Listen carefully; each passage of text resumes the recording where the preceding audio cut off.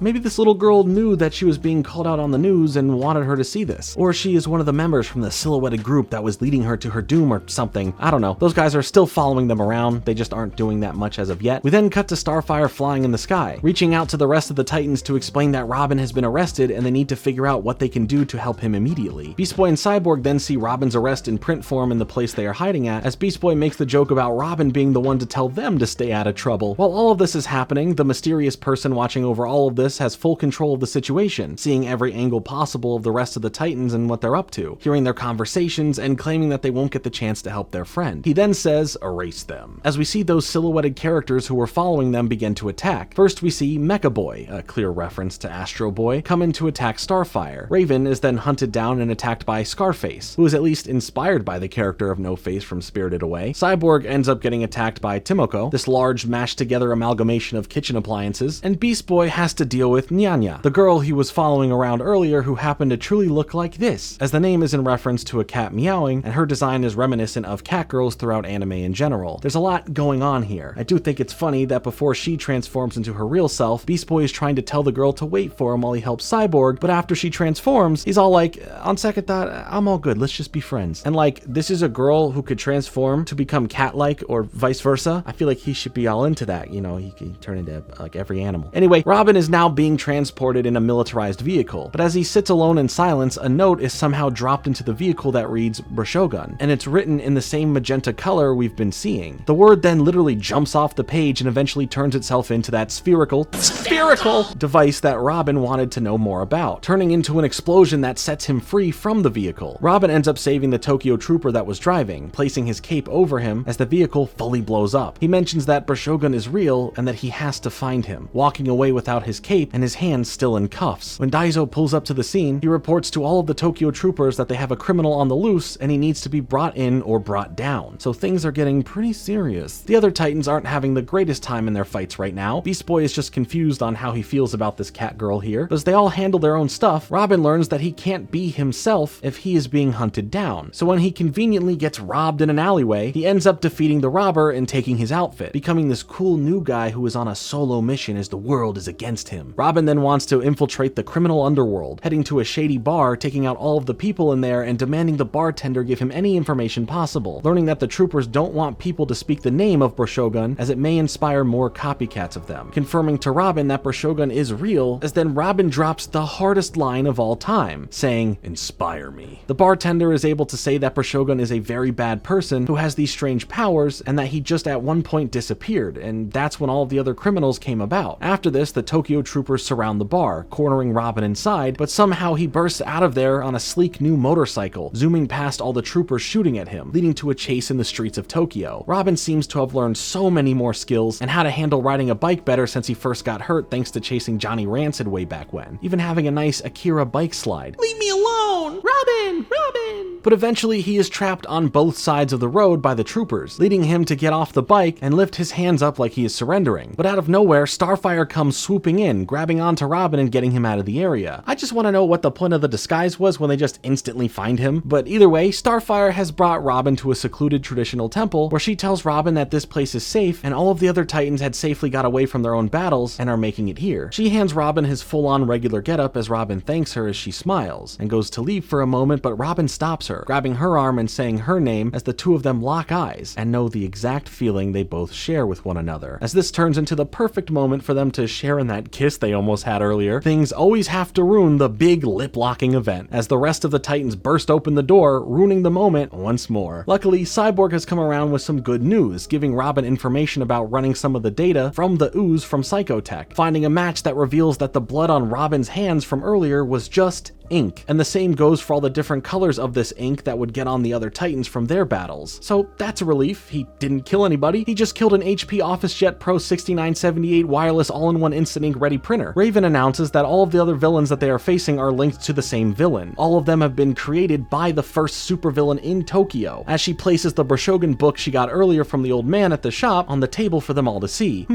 I guess he was just a helpful character after all. Nothing suspicious about him. Good for him. We then get given a flashback that tells the tale of Brashogun, showing an artist who dreamt of making his creations come to life. All of his art seemed to be of a woman, but to make this woman really come to life, he began trying to use dark magic, and to his surprise, it worked, but it also backfired, as he then became consumed and cursed from what he created. His body turned to paper and ink began to flow through him, and because of this, the abilities to create magenta, cyan, yellow, and black ink creations became possible. From there, Brashogun was born and became what he became. Robin then understands that all of these enemies that they have been fighting are just technically drawings. He understands that he couldn't hurt Psychotech because they were never real. He was just ink, and he can feel a lot better and be able to sleep at night, no longer to be considered a criminal. Well, maybe. He did cause a lot of destruction in Tokyo, so who knows. Robin claims that Brashogun only created Psychotech to frame him, make him out to be the criminal, and now all of the Titans are, but the real criminal is still out there and they together need to stop him, clear their names, and save the day. Before they can set their plan into action, the whole temple becomes surrounded by all of the trouble that they have conjured up in Tokyo. Every character they've upset, every bad guy that isn't Brashogun is here, and the Tokyo Troopers. They make a break for it, turning into a Teen Titans famous chase montage like usual, accompanied by some pretty fun visuals, and after a good bit of this, Robin figures out where to go and look, and surprise, surprise, it's none other than the building where Beast Boy wanted to go that creates some of the best manga out there, apparently. Beast Boy feels a little, I told you we should go here, but Raven slaps him, so you know, everything is as it should be. The Titans pull a B&E and explore the building, coming across a room with a gigantic printer as we see this massive setup that Brashogun or the Silhouette or whoever has been using the whole movie. When they see that the chair is empty and call out his name, the printer itself opens as a husk of a person comes out from it, saying that he is Brashogun, and that he is only a puppet being used to do the bidding of someone else, the person who has been sitting in the chair and calling the shots the whole time. He tells the Titans that it's so great to finally meet them, coming off in a very kind tone, explaining that his powers are being drained out of him by another person, and used to turn his creations into more of this person's pawns. Robin then figures out that Psychotech was used initially to send a message for help to the Teen Titans, being the only way to truly get their attention, as well as he was responsible for setting Robin free from the Trooper's vehicle when the note slipped in. The original Psychotech was from Brashogun. The all magenta one was made by the other person who was meant to cause trouble in Tokyo for Robin. As they all wonder who is truly behind all of this then, the mysterious figure is back in his own chair somehow, telling the Titans that they are all pretty formidable, but once he takes care of them, he shall print some copies of them that serve him. Robin seems to have figured out who is behind all of this, claiming that the only person who can benefit from creating criminals is someone whose job it is to stop them, calling out the commander being the one who is responsible for this all. And yeah, it's him. I mean, when you control the bad guys you're responsible for taking down, then the mayor thanks you, your programs get funded, and that's how you end up with a state-of-the-art Tokyo Troopers facility, and I am sure so many other perks. Daizo turns the tables on the Titans though, claiming that they didn't get him, he got them, having a bunch of Tokyo Troopers coming out and surrounding them, as Beast Boy puts two and two together to understand that the good guy was really the bad guy, and that they, the Titans, are no longer the bad guys, they're the good guys again, or always were, technically. Look, it's a lot for Beast Boy to understand, but he's getting there. Robin explains everything he just confirmed with Brashogun a minute ago as a way to kind of confront Daizo, as if he probably didn't just sneak into the chair during all of that and listen anyway, but regardless, Brashogun was a bad guy at one point. Daizo captured him, causing this villain to disappear as the rumors and myths go. And ever since, he has been tortured into creating criminals for the Tokyo Troopers to handle, all thanks to this massive 3D printer. Daizo says that no one will believe Robin once they're all behind bars, leading to a fight between the Titans and all of the Troopers. Each of the Titans get a moment to show off what they got in the fight, but once Robin discovers that the Troopers themselves are made out of ink, the Titans realize that they don't have to hold back anymore. They can go all out and have no deadly consequences for their opponents. Also, does that mean any extra grants or money that Daizo could be pocketing from this whole thing just go to him, since all of the Troopers here, you know, aren't real people? He doesn't have to pay for their salaries? Man, this man figured out a way to print workers so that he can essentially print profit. Daizo then exclaims that since they are made out of ink, that there are many more from where they came from, turning on the printer and causing Brashogun to print out more and more enemies for the Titans to face as he screams in agony. While this is all overwhelming, the Titans are able to hold their own as much as possible, but Robin notices Daizo trying to make a break for it, jumping up to the walkway above to confront him, throwing back in his face the line of, I guess they don't make heroes like they used to. Robin stops all of his attacks and starts menacingly walking towards him, as Daizo says that regardless of what happens, the Titans will still be seen as these awful criminals, and that he will go down as a hero, but Robin says that he knows what it means to be a hero, and that the commander here, well, he isn't one. Daizo notices an opening in the printer down below, taking the chance to jump into it, fusing him and the powers of Brashogun to turn himself into this skyscraper-sized ink kaiju that destroys the whole building as he emerges, making Tokyo have just a little bit of trouble here. I am so sorry. I can't stop doing that, and I don't know why. I would say I won't do it again, but I can't promise that. Raven calls out that the commander may have the use of Brashogun's magic, but there is no telling how long he'll be able to control it. He then creates countless versions of the enemies again, all complete with new mixed and matched color schemes from the 4 color options, as the Titans figure out what they are going to do, with Robin dropping another hard line at the perfect time saying, erase them. See, because Daizo said that earlier, but now Robin is saying it, is throwing it back at him, even if Robin didn't hear him say it in the first place. Like, I get it, it's fun to use the same thing back at the other person, but maybe that line would have gone harder if the enemy was something that an eraser could help defeat. Like if Brashogun's powers were all lead-based or something. So maybe something like Robin going, "It's time to cancel this print job," or something. You know, maybe it just doesn't have the same ring to it, so I'll let it slide, whatever. The Titans start fighting off all of the enemies while deflecting attacks from this giant monster, resulting in a visually exciting fight, especially when Robin realizes he should get high up there and make his way to Brashogun stuck in the chest of this beast, fighting and erasing so many enemies on his way. When he gets to him, Robin wants to know how to stop the commander, as Brashogun explains that he needs to be removed from the machine, or beast, or whatever is going on here, as he slowly gets sucked in further into all of the ink. Robin reaches in and tries his hardest to pull Brashogun back out, but sadly he also gets pulled in, leaving the other Titans in shock as Daizo laughs, putting the rest of the Titans in worse scenarios. Luckily, Robin ends up pushing back out, using all of his strength like he's Ash fighting the cloning machine's hands to save Pikachu, being able to burst out along with Brashogun, making it safely down to the ground where Brashogun is smiling for once, acknowledging that Robin helped save him before disappearing completely in Robin's arms as a way of resembling Brashogun finally being able to rest in peace, figuratively and literally. The smile was all the thanks needed, and regardless if he was a criminal or not at one point, he clearly wanted no part of this awful situation, and Robin still saved him from this torture in the end. The rest of the ink monsters are now starting to turn just to ink and are defeated, as the main ink monster bubbles up and explodes ink everywhere as the Titans save the day. Everyone seems to be okay, but Robin notices Starfire was caught and held under some of the ink, saving her from it and wiping it off of her face, sharing in a nice happy moment between them. A storm then fully breaks out, with the rain washing away all the ink in the area, revealing that Daizo is okay, but knocked out and defeated, as Robin and Starfire continue on in their moment, as Robin says that he may have been wrong before, as she then moves some of her hair behind her ear, with him saying that maybe being a hero is not all he is, maybe he could be more, or that they could be, but that is cut off before he finishes his sentiment. Starfire in a flirty way tells him to stop talking, as the two of them lean in once more and finally partake in the big kissing moment, as the other Titans watch with smiles on their face, with Cyborg commenting that it's about time.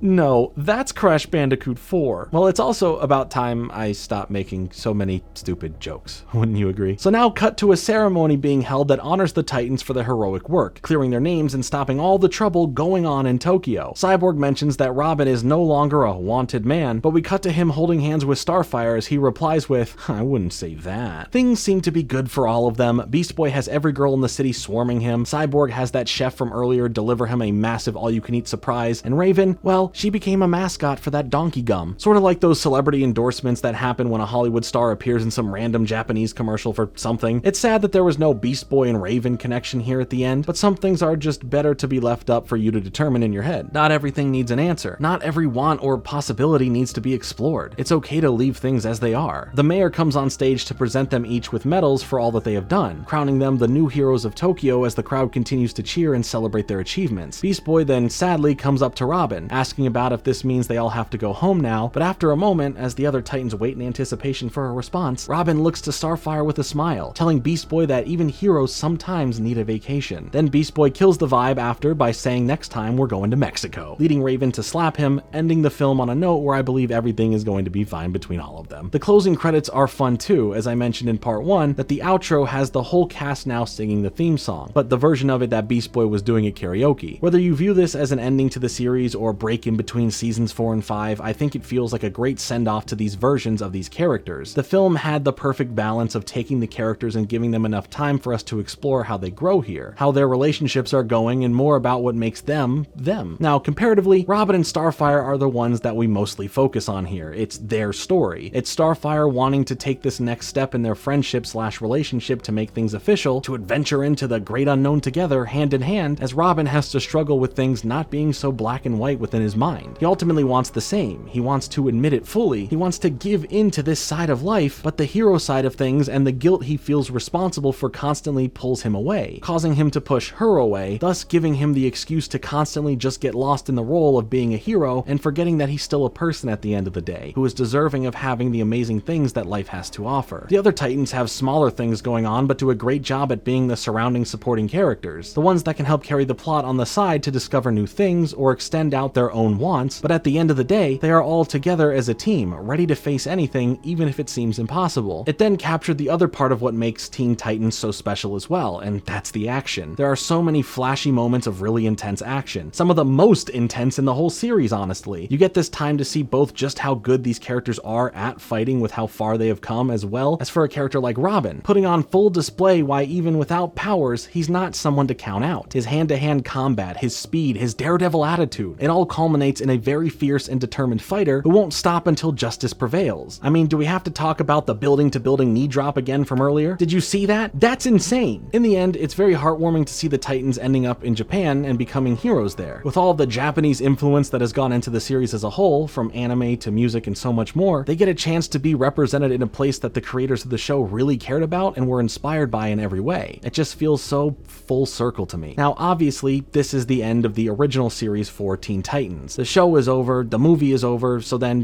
what comes next? Were there going to be more straight-to-TV and DVD movies? Could another season of the show have been a possibility? Was a reboot in order? Well, we are going to get to all of that, but let's first briefly mention more movies, because clearly there weren't any more, but that doesn't mean there wasn't a chance for them. Going back to that interview with Glenn Murakami from TitansTower.com, he spoke on the possibility of more movies by saying, "It's possible, but I can't really say either way at this point, because I don't really know." So we know that it didn't lead to any more there, but why don't we take a look into the possibilities and rumors that forever, and honestly even to this day, have surrounded the potential for a 6th season of the series.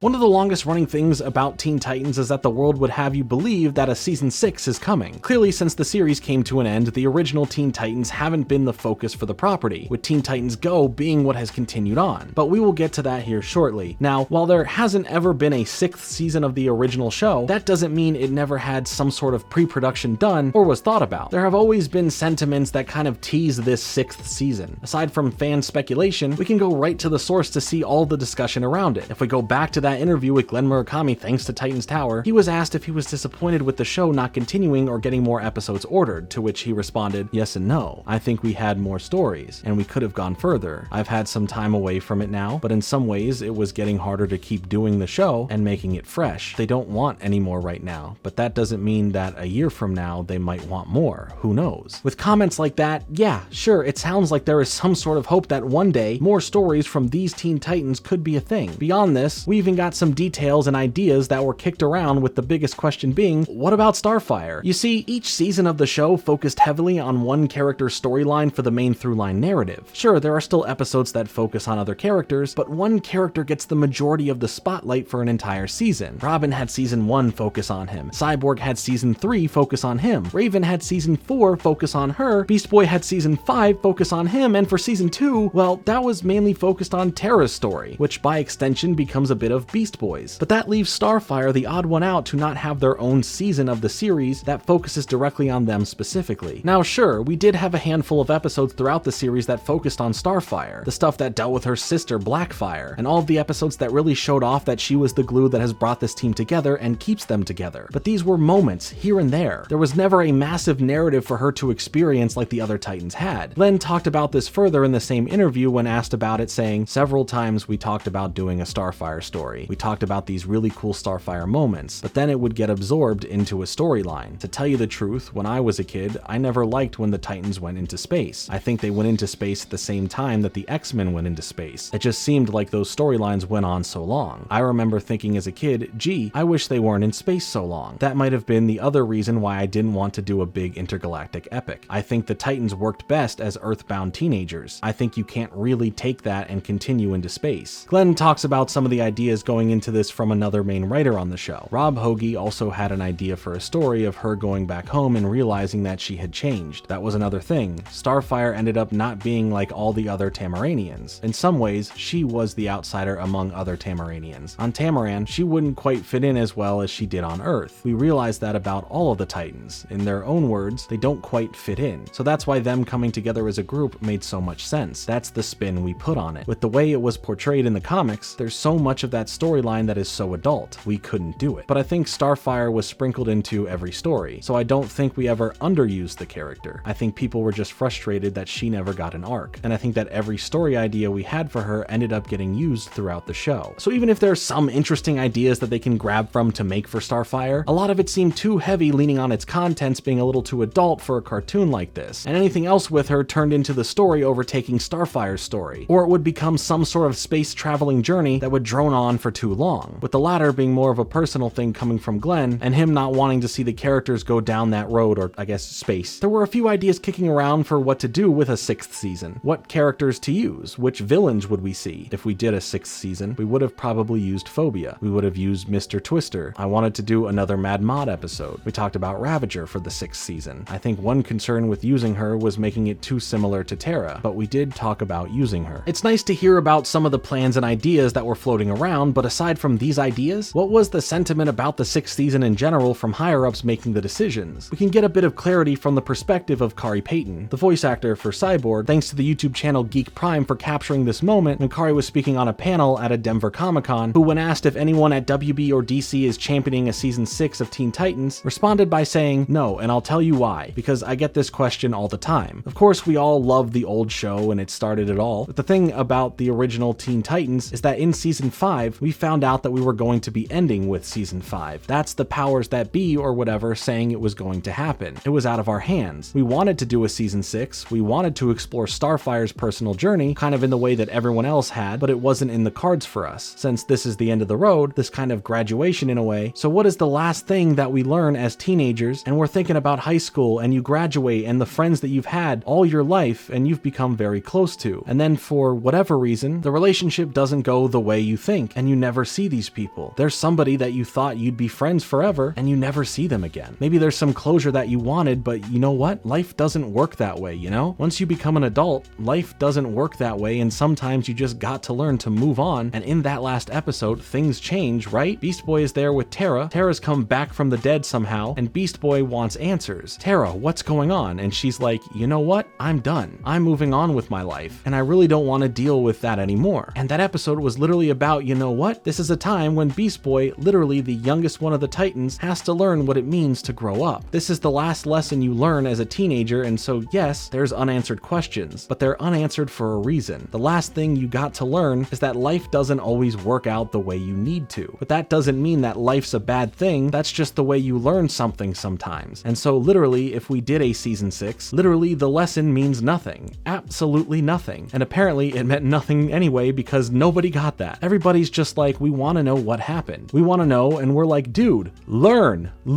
move on. There are other beautiful things to spend your time on. It's okay to watch Teen Titans go. That's not the reason the old show is gone. So that is the explanation, and I think it's a very good one. This confirms a bit more of the whole Starfire idea being talked about, and that the sentiments of the final episode have been wildly misunderstood or misinterpreted. It's okay that a good thing comes to an end. It's okay to have these unanswered questions or unresolved moments. That's just life sometimes. So to me, despite there still always being some sort of hope for more of what we all love, because let's be real, nostalgia is always going to make us want those times again, those feelings again, the original Teen Titans show is a closed book. The final season or the movie to me is that final chapter. The story as a whole is great. It never hits this redundancy. It keeps things fresh and went out on a note that even if you didn't understand as a kid at the time, hits so much harder now as an adult when it truly makes sense. To add on just a bit more, Rob Hoagie had done a live chat interview on titansgo.net stating, "We also knew that season 5 would be the last one. This was from the very beginning. Sam Register at CN proposed the idea of doing a rebranding of the series. David had gone to Law & Order, so the development of a possible new show went to the very capable hands of Amy Wolfram. Along with Glenn and with Sam's input, they did a proposal that was sent to the brass in Atlanta. Ultimately, they declined. So in many ways, and as hard as it is to imagine, the show was never technically canceled. There was an 11th hour possible reprieve, but it never came to pass. Had a season 6 been a serious possibility, we wouldn't have ended season 5 the way we did. As for what a new show would have been, my understanding is they were planning to expand the team with all new characters. So there you have it. This offered just a bit more insight to it all, hearing all these different sources from the creation of it who really all care so heavily for what they made together and how things really were behind the scenes, leading to where a season 6 would have gone, but tripling down on the ending of the show, sticking to things change being something so important to learn and understand as you process process that this is the end of the series, giving you the last lesson you need to know. Take all of this for however you want. There's no judgment here for that. If you like the ending, that's great. I'm happy for you. If you don't like the ending, that's fine. I'm sorry you didn't. I personally think that it ends the series on a really special note, a note that we don't see in a lot of cartoons, especially ones that are under the main label of action. The show ends on an episode about character growth, the main staple of the show that sold me on it in the first place when I first watched it when I was a kid in the early 2000s. Before we continue on, I would like to finally come back to something I brought up earlier in this video, and that was the character of Red X. This new version of Red X that we see appear after Robin stopped is an interesting little character for the series, bringing in more of the anti-hero type of character to show off that everything is not so black and white. It's not just good and bad, but we never get too much of Red X. He's in the show just as fast as he's out of it. This has led to non-stop discussion for all of the years since. The fans would take to the internet with their theories to talk about this with one another, coming up with who it could be. We never get too many details about who this new version of Red X is either, only some hints to him being older than Robin, as he refers to Robin as kid, and the fact that he's well trained in fighting skills that he has on top of his anti-hero priorities. At first, he is presented in the show as if he were to be the opposite version of Robin, a way for Robin to face a reflection of himself as a way to understand that things aren't so black and white. There is a gray area that some operate in that falls between good and evil, but in both major appearances from him, Red X is able to come to some sort of reason as to why he should help out the good guys in the end, even if there is some selfish reason like in the first episode, or a genuine paying back of kindness in the last. It makes for a mystery. Who is this character? But a lot like the end of the series being about things changing and not getting all of the answers, this mystery was left there for the internet to run wild with for all the years since. I know to an extent, the character of Red X has been looked into in some comics, but in direct relation to the show itself, which is the only way I'm looking at it, we only got what we got, which is to say,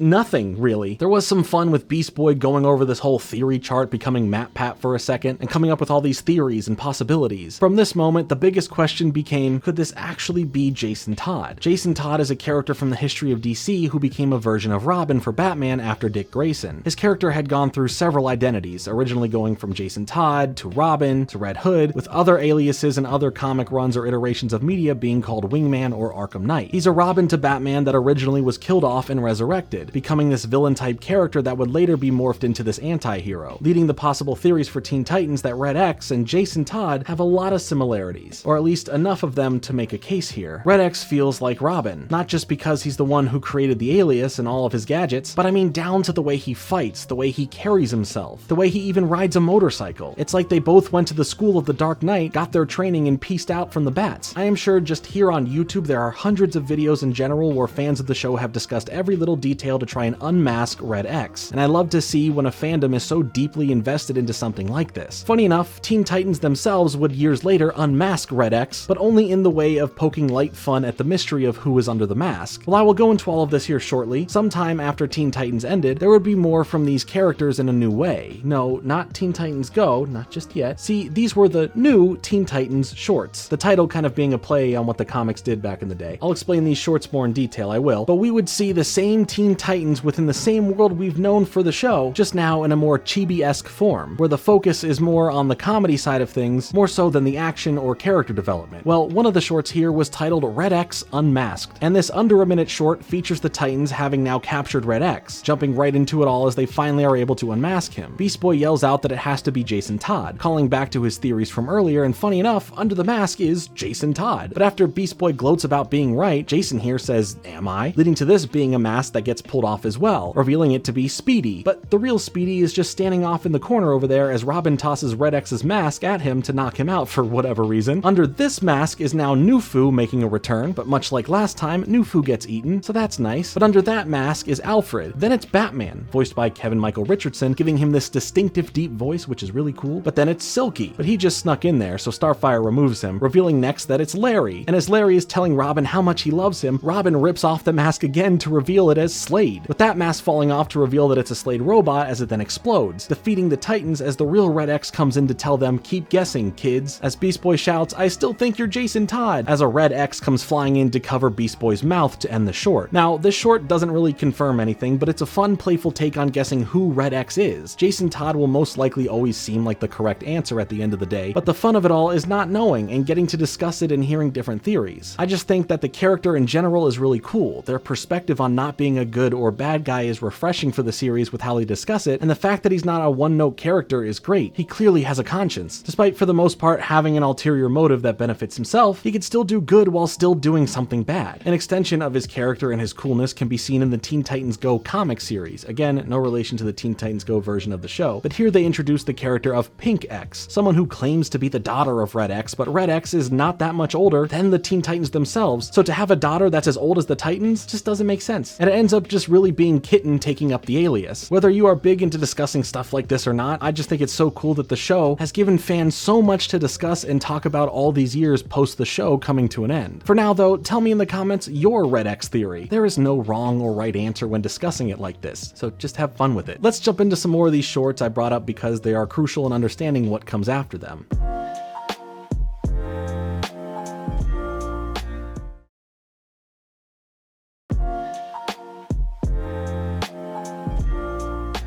So, like I mentioned, the new Teen Titans shorts are a series of about a minute-long little segments that would play on Cartoon Network between programs on their DC Nation block. It's the same characters back, just like you know them from the show, same designs, same voices, only a slight art style difference, as we get that little body, big head, chibi-style look. There is also nothing here that is tied into anything major. These little stories don't affect anything from the main series outside of calling back to references, having familiar faces, and being in the same world. Out is the character development and action, and in is the comedy, pretty much having a laugh at some of the sillier things from the show, or taking things from the show and making them sillier through the lens of these shorts. There were 17 of these in total that aired on TV, with another 2 of them only being streamed on DC Universe to promote that streaming service at the time. From November 11th, 2011 to December 22nd, 2012, these shorts would be scattered around and come out in a very spaced fashion. The DC Nation block didn't start until March of 2012, but the first short was attached to a preview of this block back in November of the previous year. The episodes are Burp, focusing on the Titans eating some pizza and burping louder and louder. Utility Player, focusing on Beast Boy ruining Robin's utility belt, making a fight with Dr. Light a bit annoying for Robin now. Stream of Consciences, focusing on Beast Boy's angels and devils on his shoulder, fighting back and forth over whether he should eat these cookies that say do not eat or not. Turn Back the Clock, focusing on Mad Mod doing his thing again, making everything British and finding a way to turn back time with his Doctor Who inspired phone booth, giving us references like Transformers, Scooby-Doo, and the Jetsons. Blackfire's Babysitter, focusing on Starfire visiting Blackfire, who has now apparently had kids with that one creature that Starfire was almost forced to marry, but in this distraction of watching the kids, Blackfire tries to be Starfire again and wants to escape and abandon her life here with her family, but Starfire stops her, and then we get a Happy Mother's Day message. Not sure abandoning your family is the best message, but whatever. Cyborg, the lifeguard, focuses on Cyborg and his shenanigans being a lifeguard. Taped before a live studio audience focuses on Robin and Cyborg getting into an argument of either playing games or watching TV, turning to a full-on ownership of items and even friendships within the tower, separating things with tape. Red X Unmasked, we've already discussed. Gamma Rays and You focuses on the Titans shooting a PSA about gamma rays, and we even get a mention of the Justice League from the director of the PSA, who is fed up with the Titans and claims they should have just hired the Justice League for this. Titans in Love focuses on some love stories here, go figure, as Raven goes on a date with a random goth boy, where they have no reactions to all the stuff that they do, and agree on another date with each other in the future. And the other love story focuses on Robin and Starfire, and this at least takes place after the movie because they are now in Mexico. Beast Boy, I guess, got the vacation he wanted, and Starfire does that kissing and learning a new language thing again to learn Spanish, making Robin jealous and want to learn another language to get some more kisses from Starfire. Titanimal Kingdom, aside from having the better way of combining the word Titan and animal thing in the title this time, focuses on Mumbo messing with the Titans again, as if they are an endangered species being filmed for a documentary, one where he is going to make them go extinct. Kids Corner for Kids focuses on the Titans entertaining you as if you were a younger kid watching any of the shows that are trying to teach you things. Groundhog Minute brings back Warp as a baby who keeps resetting time back to the same moment over and over again as the Titans try and get this device away from him. Apprentice Part 3 is a fun play on both the title scheme of the 2-parter episodes of Apprentice Part 1 and Part 2, as well as Slade probably needing a new apprentice again for the 3rd time, as here we focus on Larry of all people coming in to stop Slade from holding Silky captive, as Larry has to fight Jinx, Gizmo, and Mammoth, and eventually Slade, who ends up just being a watermelon. Bad Dad focuses on Trigon coming to visit the tower, and the tower, by the way, is this cute lowercase t like it's the Tumblr logo, but he shows up to visit Raven as she doesn't want him here. She talks about what happened last time, but he just wants to build a better relationship with her, giving her a present and everything, but then ruins it all by still wanting to eat her soul. So she hurts him, locks him outside, and destroys the gift. Lightning Round focuses on Control Freak having his own quiz show where Beast Boy, Simon, and the Brain are the contestants, with Control Freak having Beast Boy essentially shock tortured because he's going to get every ridiculous question wrong. So Cyborg helps him out and and changes the questions to help Beast Boy. And then finally, Mayhem at First Sight is about Mumbo and Mother May-I falling in love and getting married, trapping the Titans in a big wedding cake as other villains get invited to the wedding. Eventually, this is all stopped before Mumbo can say I do, and the day is saved, I guess. I don't know. There are a bunch of cameos here from villains, which is fun, and all of these little stories feel like ideas that the creators of the original show had, but never fully fleshed out into something worthy of a 22-minute episode. It's a fun way to view these stories through the characters we all know and enjoy, and aside from those, there are 2 other shorts that I mentioned that were only on the DC Universe streaming service and not on TV. They were It's a Great Pumpkin, Garfield Logan, a play on the classic Charlie Brown special, and of course Garfield Logan is Beast Boy's real name, and then there's Titans 3D, where the Titans are watching a 3D movie in theaters as Control Freak comes around to mess with them. All of the shorts are a lot of fun, and surprisingly, these shorts would do well enough in reception despite coming out 6 years removed from the series ending, so in trying to continue on the legacy of the Teen Titans on TV, it seems like a good way to test the waters with something a bit of the same but somewhat different, as then, partly thanks to the success and popularity of these shorts, April of 2013 would bring the Titans back onto Cartoon Network in a whole new way with the release of Teen Titans Go. Now, this video isn't going to turn into a whole thing about Teen Titans Go. This is only for context of what happened with the property. Teen Titans Go would serve as a way to come back to these characters. However, they would end up focusing more on and leaning more into what the new Teen Titans shorts had done, and that's focusing on the comedy. By the time we hit the 2010s, there was a wide spread of show genres that were working. Action-based cartoons were still around, but there was a good split in focus between something very character-based and filled with deep story, and things that were ultimately just focused on being funny. View it how you will, but there was a genre for everyone out there going on. And surprisingly enough, this take on the Teen Titans would end up becoming a smash hit. In fact, such a smash hit that it has now lasted over a decade, containing nearly 400 episodes. So it's safe to say that the popularity of it has completely overtaken the previous generation who think of the original show when the name of Teen Titans is brought up. It's pretty wild to see overall, and whether you like the show or not, it's cool to see that there is so much notoriety and support for these characters. Now, I haven't seen every episode of Teen Titans Go. Heck, maybe in total I have seen a season's worth, and it's completely different from the original show in the way of strictly being a comedy that pokes fun at itself, as well as its original show, the fans watching, and the creators of it all. I don't think it's fair to write it off completely if you are a diehard fan of the original show. There's some genuine fun stuff that I've seen, but it is okay if this isn't for you, and if this isn't the show you wanted to see. If you wanted the characters like they originally were, I get that. It's okay to not be into this and wanting more of that. But remember, things change, and it's okay to have the great 5 seasons in a movie that we did get, and now there's a whole generation of fans that love the Teen Titans thanks to Teen Titans Go, who from there may get into the original show, who might get into reading the comics, who might start their own journey into loving superheroes, and all of the stories to discover out there. So at the end of the day, I think that's pretty great. I'm not telling you either way how to enjoy or not enjoy Teen Titans Go. Trust me, as a massive fan of the original show, I get it. But I think I want to end this segment on this. If you're not into Teen Titans Go or just don't like it, I want to talk about something else that Khary Payton said on his Denver Comic-Con panel. Thanks again to the channel Geek Prime for capturing this moment. When Teen Titans Go became a big hit, I turned to Scott Menville, who plays Robin, and I said, dude, do you know what this means? We're Scooby-Doo. Like, you know, we're going to do this for a while, and then we'll stop, and then we're just going to do another one. They're just going to switch it up because, you know, you put that mystery machine and some Scooby snacks in there. That don't just works, man. Maybe they'll bring in Scrappy-Doo, I don't know, but I'm telling you, Teen Titans will never be gone because those 5 characters just for some reason work. So maybe one day after Teen Titans Go is gone and a little time gap in between has taken place, the Titans may come back, all in a brand new way, doing something completely different, but the legacy of the characters will always continue on. Let's double back to something now that I have finally spoken about Teen Titans Go. There's something else that was attached to the rumors of a season 6 of the original show. Teen Titans Go ended up so far having 4 movies, with the first releasing in theaters and called Teen Titans Go to the Movies. The third movie was more of a fun take on film commentary as the Titans watch and commentate over the original Space Jam movie before the sequel came out, and the fourth movie was a straight-to-home video crossover titled Teen Titans Go and DC Superhero Girls Mayhem in the Multiverse. Oh, why did I skip the second film? Well, let's go back to the first movie, where there was a little stinger at the end that showed a glitchy transmission that featured the original Teen Titans urgently trying to make contact, hearing Raven say that they need to know we're still here as it finally all fixes, showing Robin and the others calling out to whoever can hear them and explaining that they think they have found a way back before the transmission cuts out. Clearly, this sent everyone into a frenzy. Could the original Teen Titans be coming back? What does this tease mean? And it's carefully worded to sound like a teaser for a season 6 of the original show. It was very clever and it worked, but what would come out of this? Well, what it was actually teasing would not be a 6th season of the original show. No, instead, we would get something a bit different. Let's talk about the second movie from Teen Titans Go, Teen Titans Go versus Teen Titans. Titans, a crossover movie pitting the two versions of the Titans together, following in line the more meta take on things from Teen Titans Go. Now, I'm not going to spend a whole lot of time here breaking down and explaining this movie, but essentially what happens here is that the master of games is messing around in the multiverse, taking the new version of the Teen Titans and the original show's version of them, and forcing them to fight against one another with the threat of the losing team's Earth being destroyed. Eventually, the master of games turns out to actually be Trigun from the Teen Titans Go universe, who was able to help siphon the dark energy from both Ravens to resurrect and bring forth the original Trigun that we spent so much time with trying to defeat in season 4. And the Trigun in the Teen Titans Go universe is a bit of a joke. He's not really threatening and he's more of an annoyance than a threat. So now he needs the original universe's Trigun to really become this threat. Aside from this, the rest of the movie gives us time with the two sets of Titans and how they would interact with each other, leading to plenty of jokes at the expense of the major tonal differences between them. There is some fun here, but it really fits into the mold of a Teen Titans Go episode, favoring more comedic moments rather than giving the original Titans some of their signature character development. The whole thing wraps up in a way where the two sets of Titans have to face Trigun at his most powerful form yet, where it's now about truly finishing him off once and for all, I guess, but they need more help in order to do this, leading to a moment that takes the concept of Avengers Endgame only months after that film came out in theaters, opening up all these portals to bring in backup. But instead of it just being more heroes from this universe that we already know, this brings in multiversal versions and variants of the Teen Titans throughout the history of the characters existing, giving animated life to them all in a way that pays great respect to their legacy, or is just trying to show you something funny on screen. We see so many recognizable and new versions of these characters making their entrance into the battle in a mixture of cool and funny ways, leading to the original Robin telling Trigun to say hello to the Teen Titans of Infinite Earths, and then every version of Robin tells everyone to go all at once, leading to a massive showdown that has some fun and flashy moments of all the variants working with their own versions to try and take Trigun down. Eventually, the Ravens become this dragon-like creature called the Unkindness, which is a term for a flock of ravens, so that's cool, as the battle is now a kaiju fight between daughters and fathers, and in the end, after they defeat Trigun once more, all of the Titans from Infinite Earths head home, as the two main versions share some emotional goodbyes after all they have been through together in the movie. And for now, that's the end of the original version of the Teen Titans, maybe to be seen again or not sometime in the future. My personal thing that makes anything a bit rough here is the animation quality when it comes to the original Teen Titans. I know there is a massive difference between the two different sets of characters here, but the original Titans are animated and move around on what feels like a cheaper budget and a time crunch. I wasn't expecting this film to give animation to the original Titans on par with the original show itself, but this seems noticeably distracting. Everything for the most part here is fine. They seem like the original Titans, just like they were, but even just from that little teaser at the end of the last movie to this, there is a major difference in how it's animated. The plot overall is fun enough and a good way to poke fun at the differences between the two shows, and how serious the original series could be, and how unserious the new series can be. In the end, I do appreciate that Teen Titans Go carries on the name of the Teen Titans and brings more fans in constantly. Even more so, I appreciate that despite my personal view of not loving the animation, Teen Titans Go has brought back the original Teen Titans for one more ride in a fun enough way that never hurts the original show. Teen Titans Go itself references the original Titans a lot anyway, and it's another fun thing to see. But for now though, that's all there is to truly talk about when it comes to the Teen Titans, so let's wrap things up by getting into the legacy of it all and what's next for the property. As time has gone on, the love and nostalgia for the Teen Titans in general has only gone up and up. There is such a large fandom from all aspects of the Titans, from the comics, the original show, their other animated ventures, Teen Titans Go, and even the live-action Titans show.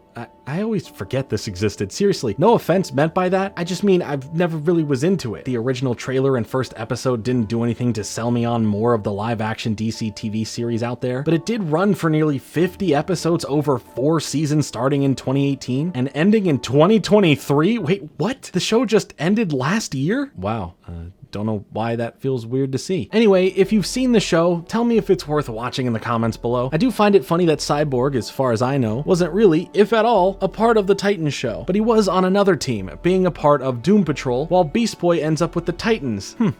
Weird. I'm sure there was some big DC television universe special or two that brought them all together, but aside from that, in the big world of comic cinematic universes, DC has recently undergone a complete or partially complete reboot/reset of their universal focus here. James Gunn, while still having a few characters reprising certain roles in future projects, has now become for DC what Kevin Feige is to Marvel, heading where the DCEU, or now just the DCU, is going to go alongside Peter Safran. Along with this is a whole bunch of new projects, with the obviously famously well-known frontrunners like the upcoming Superman movie that we're seeing so many pictures of on the internet recently. But even more exciting, at least to me, is the announcement of a live-action Teen Titans movie officially being in the works. Like, this is such fresh news. It was just announced midway through March of this year, as I was well into working on this video series. This is exciting for a number of reasons, but what I find truly interesting is that the Batman series they are working on for this universe, not the Robert Pattinson standalone series, specifically would be tied into the Brave and the Bold, allegedly, which would perfectly tie into the original origins of the Teen Titans all the way back in the 1960s. While we don't have any real details at the moment while I'm making this video, I am so excited to see where they decide to take this live-action film. Which Titans will actually be at the forefront here? Will it be like the original comics? Will it be my generation and the generations beyond me's version of the Titans, that being the original cartoon and go? There's so many details to learn about as time goes on, and I look forward to seeing how everything ends up playing out. But in general, the legacy of the Teen Titans is cemented thanks to several generations having their own attachments to the characters and storylines. Right now, whether you're a fan or not, Teen Titans Go, having been on the air for over 10 years, having a theatrical movie, and some other straight-to-home video films, has really helped keep the impact and importance of the 2003 show alive. Whether it's jokes in the show that reference the original show, or even the insane tease at the end of the theatrical movie that everyone thought could mean a season 6 of the original show that we thought was coming back, but ultimately just leads to a film in which was cool enough, I guess, there's just still this massive want to see these characters and how they were originally portrayed in animation for the first time. But I suppose it's also good to let something that was great be great for what it was, appreciate it for what it was able to do at the time and what it meant to you. But much like the last episode of the show, things change, and even if you don't like the outcome, it's a memory to hold on to while you move on to what's next. So overall, Teen Titans stands as one of the best cartoons ever made, at least in my opinion, from how it handled developing characters and showing their growth to the storylines feeling extremely fleshed out that end up having a more impactful reason for happening. No stone went unturned when it came to making the show as good as it can be, and for me, that's why it's one of my favorites of all time. Not just for the nostalgia aspect with blinders on because I grew up with it, but for the real respect of continuously going back and watching it over and over and seeing how the characters and the stories still work so well all these years later. Heck, I think I enjoy watching through it now more so than I did back then. I can notice more details, I can feel more emotions, and I can see all of the love poured into it from the creators to make such an incredible show about superhero teens that delivers on both the action cartoon content you'd want, but also delivers on the personal side of things, giving us characters that feel so real because of their own highs and lows, pride and insecurities. It's all so masterfully done, and very few cartoons I hold in the same caliber as the 2003 iteration of the Teen Titans. But what about you? After what probably is about half a day's worth of videos to get to this point, what are your thoughts on the Teen Titans? I mean that in every way possible. Where do you stand on the 2003 cartoon? Do you love it? Do you hate it? Only have nostalgia for it? All of your opinions and more on that, please let me know in the comments. Of course, this all extends to your opinions on the property of Teen Titans, which iteration throughout their existence is your favorite. Are you excited for the upcoming live-action movie, and if so, who would you cast and what characters do you want to see on that team? Oh, and also, did you ever see the live-action Titans show? And I know I just asked this, but please tell me if there's even a reason that I should give it a watch. Anyway, thank you all so much for watching this video, or both videos. I spent so long working on them, and I hope you truly enjoyed going down this rabbit hole of Teen Titans history and dissection. Even though I just finished rewatching the series here on Blu-ray to make these videos, I already am itching to watch it all again, or just get more Teen Titans related media into my system to digest. I'll be back with another video soon. Make sure to leave a like and subscribe for more, and in the meantime, I hope nothing absolutely awful and horrific happens to the Teen Titans. Now reaching Earth 2013. Ooh.